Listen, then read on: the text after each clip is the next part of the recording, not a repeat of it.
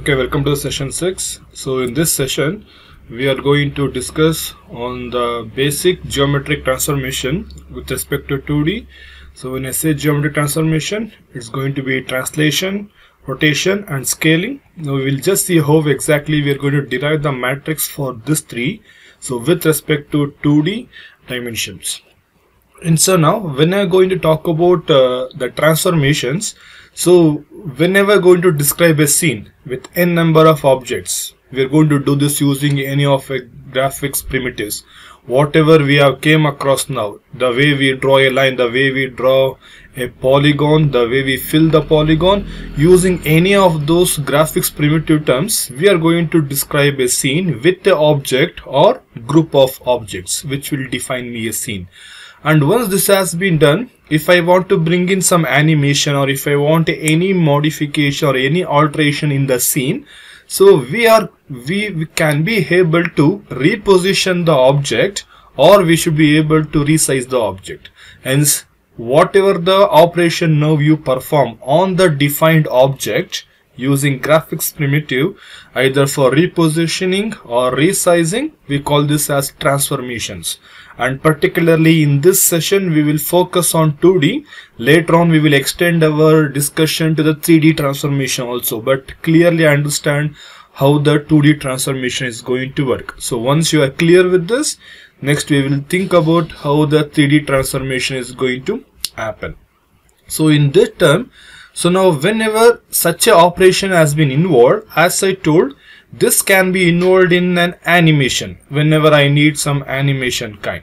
And if I want any viewing, so the same operations we can implement for the viewing operation. So the way the object should view, in what orientation, in what angle, even I can make use of this transformation when I'm talking about viewing of an object or viewing a scene.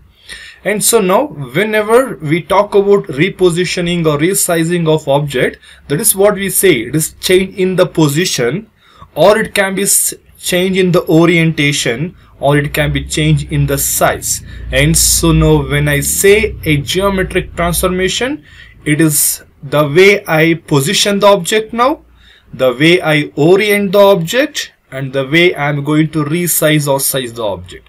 Hence the geometric transformation, whatever we are going to refer, is also can be termed or can also be called as modeling transformations. Fine. And so somewhere when you listen these words, geometric transformations interchangeably used as modeling transformation. So at the abstract level, yes, these two are same. But if I go actually technically speaking, both are not the same. So usually when we say modeling transformation, this is the hierarchical description what has been given for the objects. If I'm going to have n number of objects, I define how each object is going to be grouped or is going to be under parental control of other object. Hence, when I'm going to talk about an entire scene which contains n number of objects, now I'm going to describe what is the hierarchical structure of this is going to be. That is what the modeling transformation usually we call this as. And if you say geometric transformation, once the object description is done hierarchically or in a complex way, whatever the movement I am going to give for the objects or whatever the view description I am going to give, so we are going to call this as geometric transformation. Hence, so if I say modeling transformation, it should basically depend upon how we are going to define the object in a scene. When I say geometric transformation, it depends upon how the movement of an object is going to happen in a scene. So this is what the basic you need to understand before we go into the actual 2D transformation and its matrices. Hence, when I talk about any transformation, as I told you, I can position or I can change the position.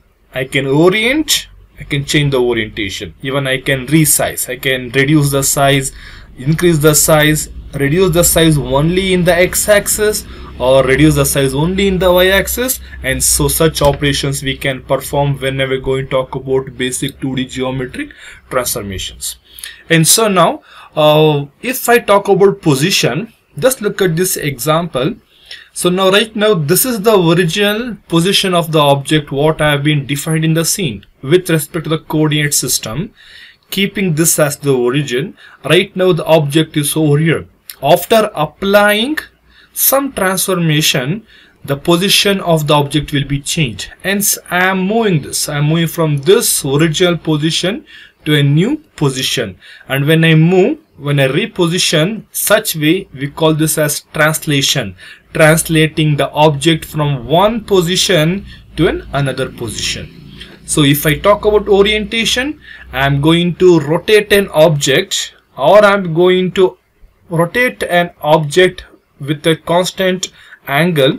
So right now if you look, I am rotating this, the same object with 45 degree. This is what the orientation is going to be, and this operation will be called as rotation. Whatever the orientation you want to give, so we are going to term this as rotation.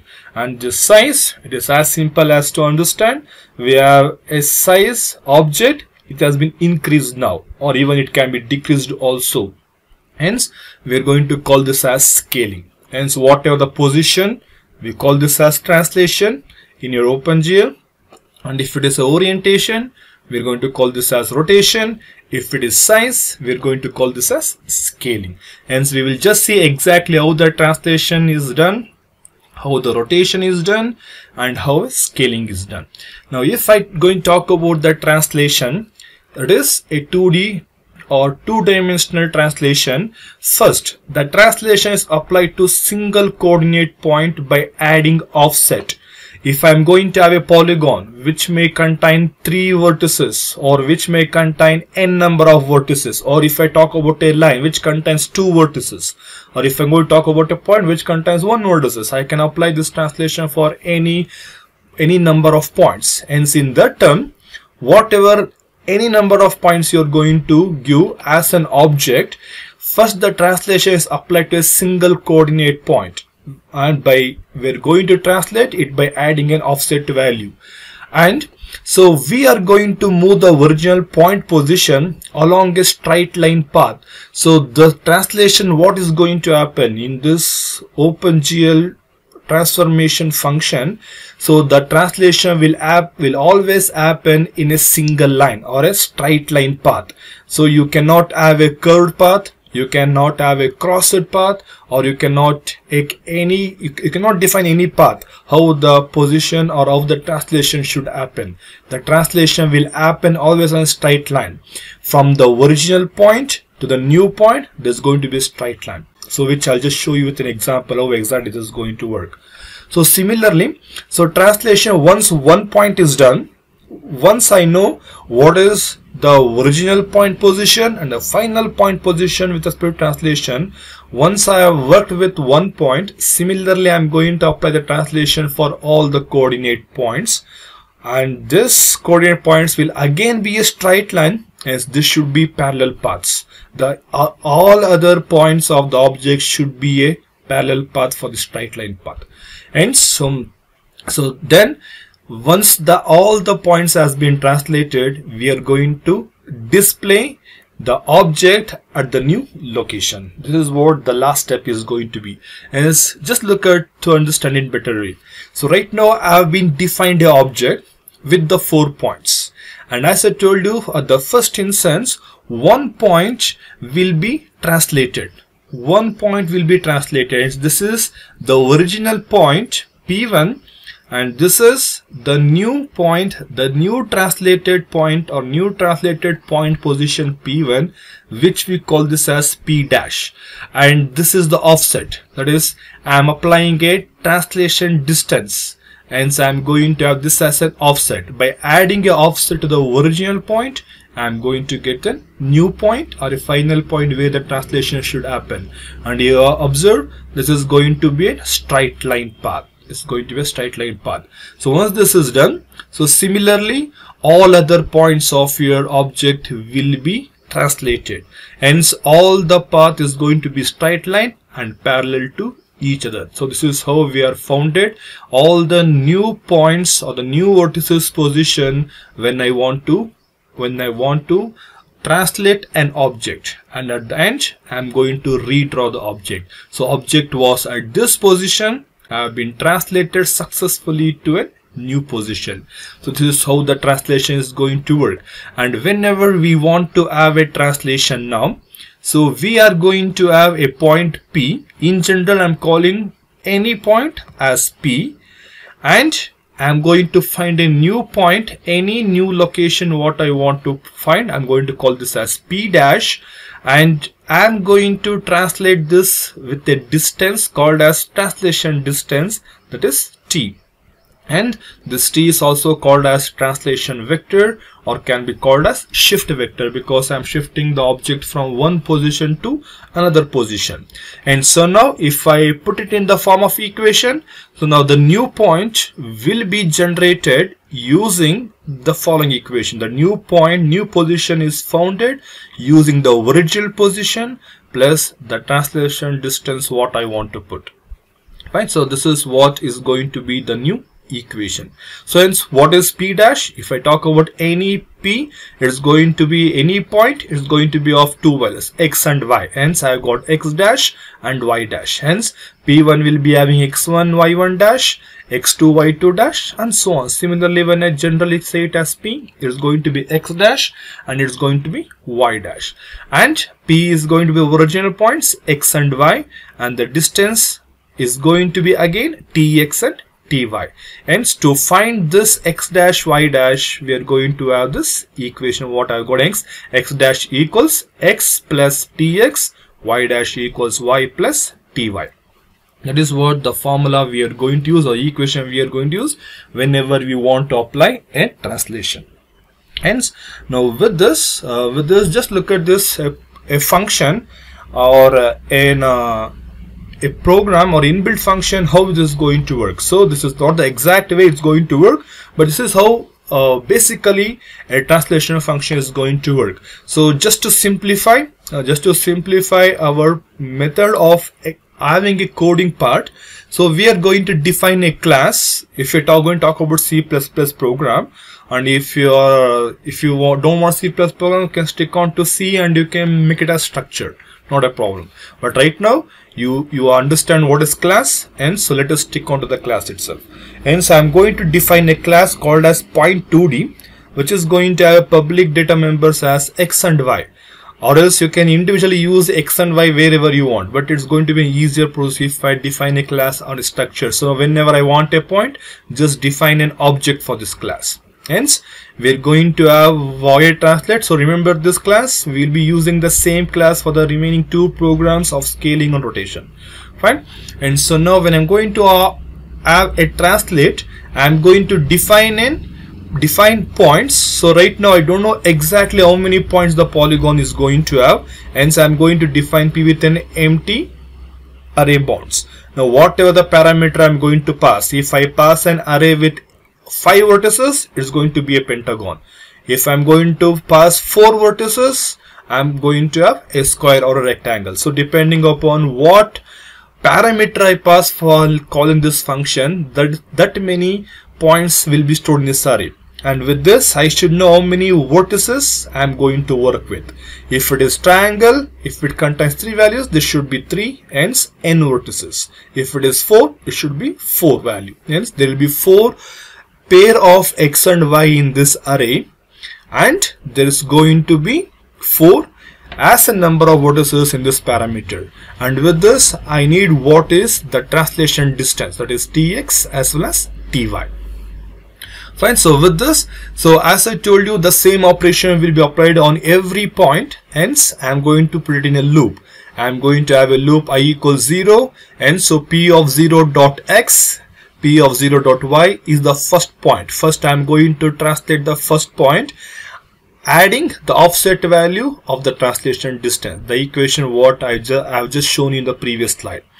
Hence the same thing I am going to do for all the n vertices. Hence when this loop is completed, I got a new position for the object. It is in the form of x dash and y dash. Use those x dash and y dash, whatever the new point you have formed, use all those points, n points, where you are going to form a polygon. Fine, so just make a correction here. This is supposed to be NV, not NVERTS. Thus both the loops will be similar, and just make a correction over here. So now this is the program, or this is how the translation is going to happen. It is as simple as it's going to look. Now we will just look into how the rotation is going to happen. So now whenever the rotation should happen, I need to specify with respect to which axis the rotation should happen, and I need to specify what is the rotation angle is going to be. It is in the previous example I just told you the rotation is going to be of 45 degree. Hence I should tell you what amount of rotation should happen in form of angle and with respect to what axis. So if you have any confusion with this, look at just these figures. So now as I told you, I need the rotation angle. I should tell you what amount of rotation should happen in the form of angle or the form of theta. So right now I am going to have original position, and I have been translated or rotated this with an angle of theta. And so YXR and YR is the point of rotation, or this is going to be called as a point, a reference point for rotation. Fine. So we'll just see what is all this reference point in a few minutes. Before that, I just told you what is rotation axis. Rotation axis is something like, if I talk about even a two-dimensional rotation, the rotation is going to be always upon three axes. I can rotate any object along with three different axes. Right now, if I'm going to spin or if I'm going to rotate in this direction, it's going to be Z-axis rotation, and this is going to be X-axis rotation. This is going to be Y-axis rotation, and this call this as roll, we call this as pitch, we call this as yaw. Hence the rotation can be with respect to any axis. Hence when you are going to talk about rotation angle, you need to make sure that you need to even specify with respect to what axis you're going to apply the rotation. So we'll see how exactly the rotation axis will be used in the coming concepts, but before that, give a note on how we are going to make use of rotation angle. Then we'll see about axis. Now as usual, the translation has happened. We are going to have all the points transformed to new position. So the one point what I transferred to new position, for example, if I take this as the point and if I have rotated with the transformation, the same operation will be rotated with the remaining two vertices. And just look at this. In translation, the transformation is going to be straight line path. In rotation, the translation is going to be in circular path. So remember this. And this XRYR is called as rotation point or a pivot point. If we don't mention this, by default the rotation point or the pivot point is going to be the origin as 0, 0. So hence by default your OpenGL program or the function is going to work with 0, 0 as a pivot point. If I mention, so the pivot point can be any arbitrary point, need not be the point inside the triangle or any one node of the triangle. The pivot point, rotation point can be any arbitrary point other than origin. Fine. Even if it is origin, still this will work as 0, 0. Hence, now with this, when I am mentioning the theta, if it is positive, the rotation is going to happen anti-clockwise or counterclockwise. If I want the rotation to happen in a clockwise direction, that is being this as a original position, if I want this object to be rotated somewhere over here, then we need to give it as a negative theta. Hence positive angle theta will define counterclockwise rotation and negative angle theta defines clockwise direction. You want to remember this. So now whenever we are going to talk about the rotation matrix, rotational transformation matrix, for simplicity we will make sure the rotation point or the pivot point is going to be at the coordinate origin. That is what we say when the pivot point is coordinate origin, the things become simple for explanation and for implementation. Hence whatever the point we are going to have, now we will just try to rotate this point x comma y, the original point, keeping the origin as a rotational point, and we are going to apply the rotation angle. We are going to give the theta as the angle. and the radius between the origin or the rotational point and the point is going to be constant whenever you're going to rotate. So this should be constant, because when I want the rotation should happen with reference of a rotational point and the point which you're trying to transform. Hence, in that case, I need to make sure the radius is going to be constant even after translation. Even if I translate or even if I rotate with transformation, the new position should be with the same rotation radius, and this is what we are going to have. Hence, now exactly we will see how we are going to make use of this to derive the equation. Fine, as you can see, so the transformed coordinates can be expressed using the angles theta and the pi. Now we'll just see exactly what this angle theta and pi is going to do. Now just look at this diagram. So now I'm just going to have a original point P, that is x comma y, with an radius of r, keeping 0 comma 0 or the origin as a rotation point or a pivot point, and the angle between the x-axis and the point where it is located originally, we call this as pi. And this equation we are going to transform or express in the form of x is going to depend upon the radius of the rotation cos pi, that is the angle which has been formed with the x-axis, and the point where it has been currently positioned. Hence y is expressed as r into sin pi. This is what we're going to express this point with respect to x-axis, keeping it as 0 degree, and what happens when it is going to be at the pi degree radius. Hence, with this radius of this rotation with respect to 0 comma 0. So now if I'm going to rotate this object for a new position as p dash, x dash and y dash, now the r is going to be same constant, but I'm going to add up with more degree, that is theta. I'm going to add up more. So from this point it is pi, again from this point it is theta. Hence, if I just look at this rotation with respect to this axis, keeping this as a origin, we are going to add up these two angles. That is what now we express x dash y dash as r cos pi plus theta, r sin pi plus theta. The same equation, but now I need to add with the theta angle also. This is how we are going to express. So now if I simplify this equation, I am going to end up with r cos pi, that is cos pi plus theta. I am going to put this as r cos pi cos theta minus and so on. So this you need to understand how this simplification has been happened, or how the elaboration has been happened.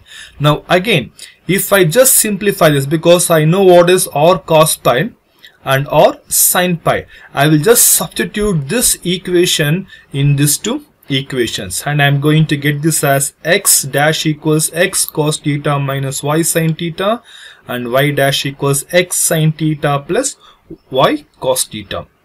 Hence, now in general we are going to call this as p dash. To find p dash, we are going to have p, the original point, multiplied with the rotation equation.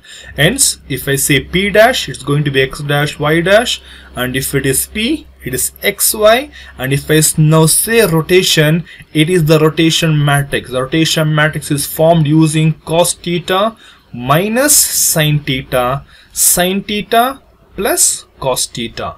And if I solve this equation, or if I evaluate this equation, you can just see I'm going to get x into cos theta, and I'm going to get y into minus sin theta, x into sin theta plus y into cos theta. So just apply the matrix multiplication, you'll end with the same equation. So this is what we are going to have, a rotation matrix. Hence, the rotation matrix is cos theta minus sin theta and cos theta. This is how the rotation is going to work on.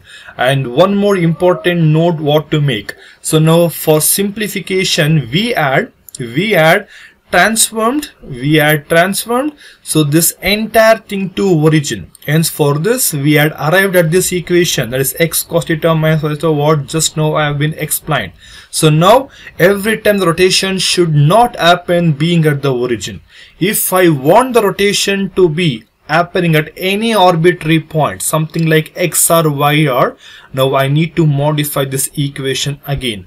I am just going to add up x or y or with the equation for the following equation, and I am going to subtract xr and yr with the respective x and y values. If I add up and if I subtract, I am going to have the rotation at any arbitrary point including 0 also. Now just substitute the 0 in this. If xr and yr is at the origin, that is xr yr, if it is 0, something like this, then this becomes 0, this is 0, this is 0, as well as this 3 becomes 0. Hence if I substitute 0 for all these 6 places, I'll end up with the same equation. Now this is how the rotation is going to work, being at the origin and being at any arbitrary position. Hence now this is going to be the rotation, and this is going to do the rotation function. You can just observe the same program what I have just explained. For the translation, I am going to have the n number of vertices values and how many vertices we are going to have, and what is the rotation point or the pivot point, and what angle the rotation should happen. Now I'm just applying the same formula, same equation in this program. So just go through this program. It is just same as apply rotation for one point and do the same thing for all the n points. I have just implemented the same equation in the form of program over here and redraw the entire object using the new rotated vertices. And if you have any doubt with this program, you can just ask me later in the comment section, or you can just reach me out. Fine. Now this is going to be about the rotation.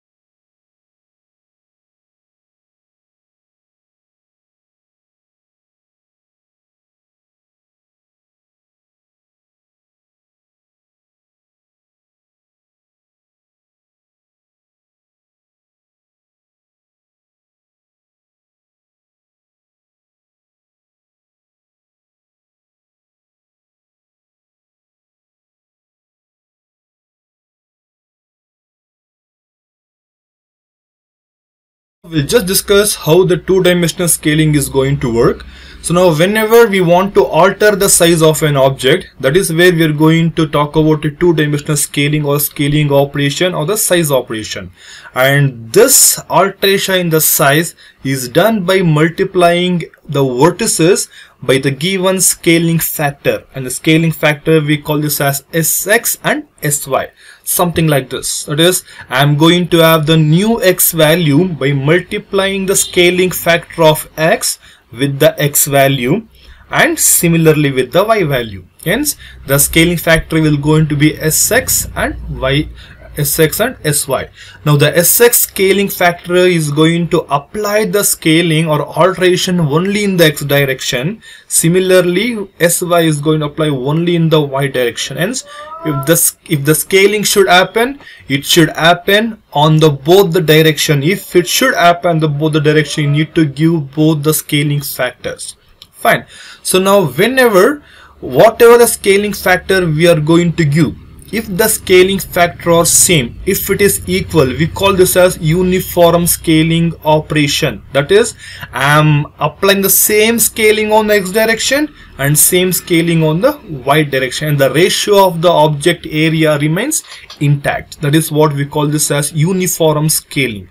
If Sx is not equal to Sy, we call this as differential scale. That is, I am expanding only in the x-axis, keeping y intact, or changing only a small amount in y-axis and expecting more in x-axis, or in vice versa, whatever it is. If the x and y, if the Sx and Sy are not same, then we call this as differential scaling.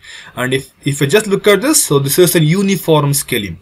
I have decreased the object with the same amount of x and same amount of y. Hence we call this as uniform scaling.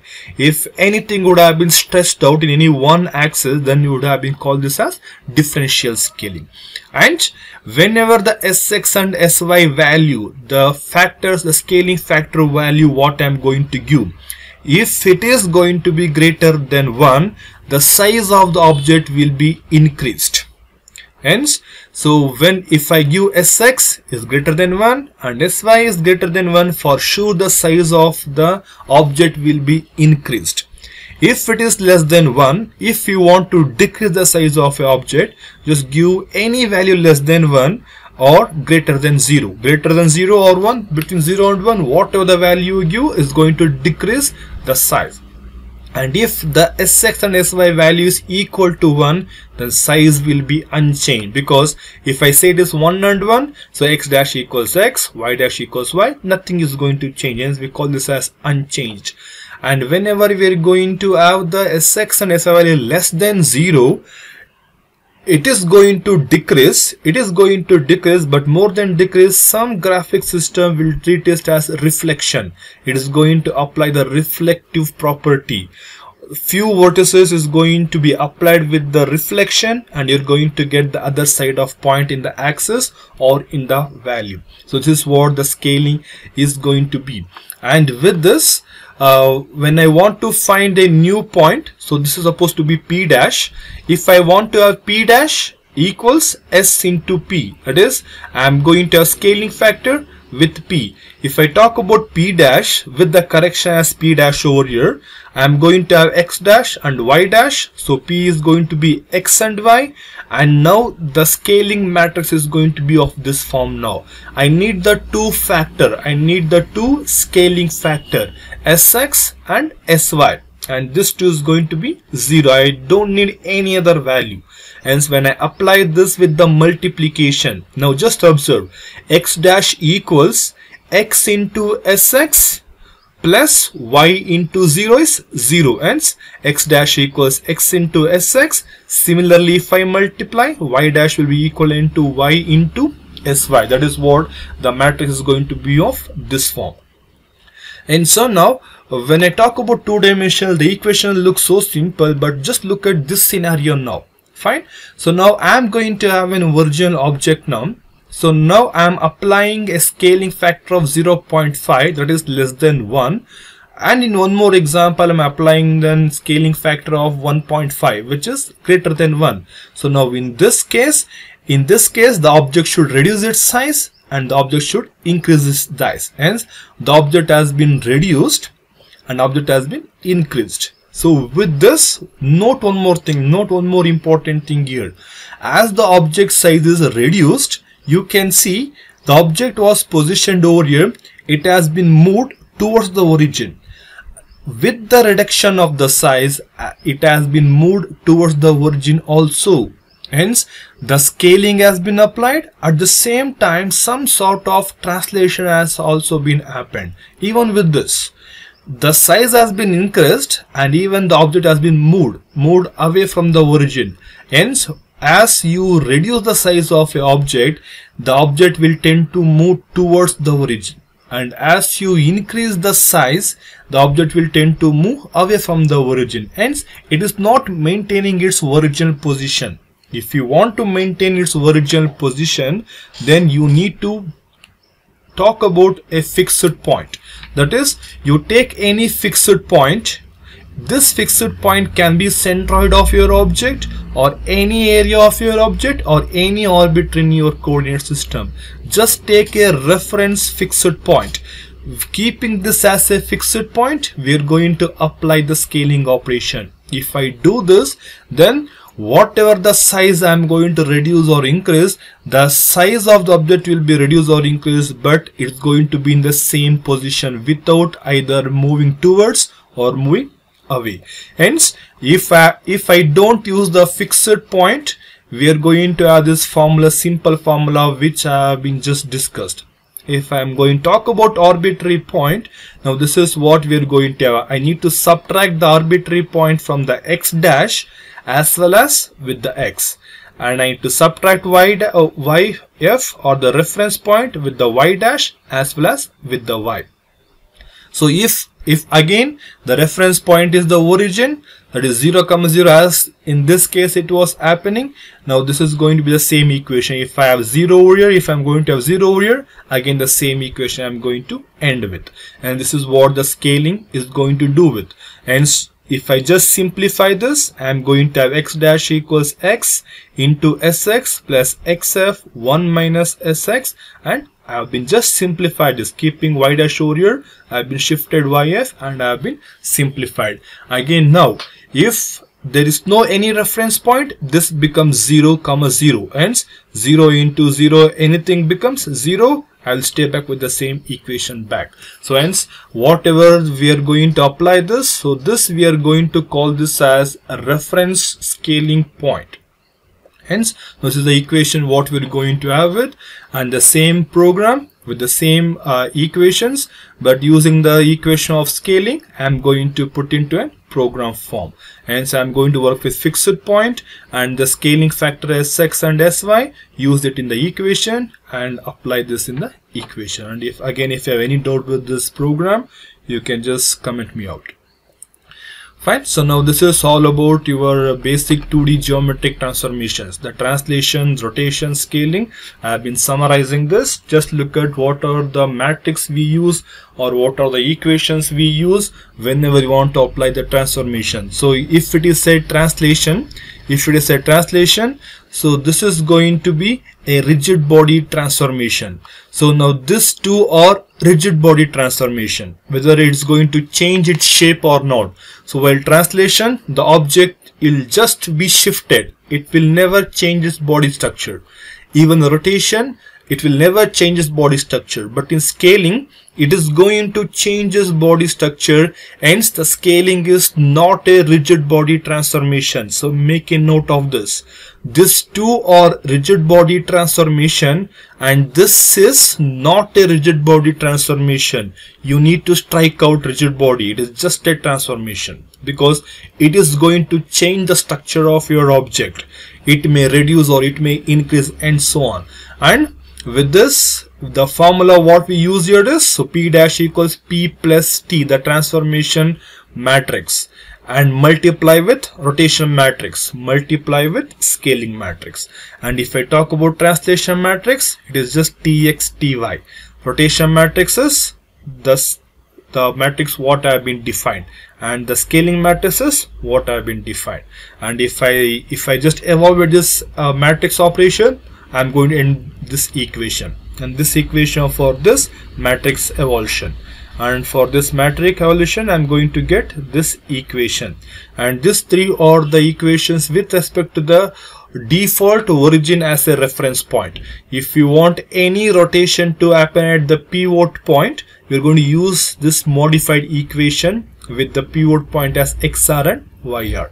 Similarly, if I want a fixed point scaling, I am going to use this equation where I am going to have xf and yf. This is what you need to know about the basic 2D geometric transformations. So this is all about in this session. Thank you.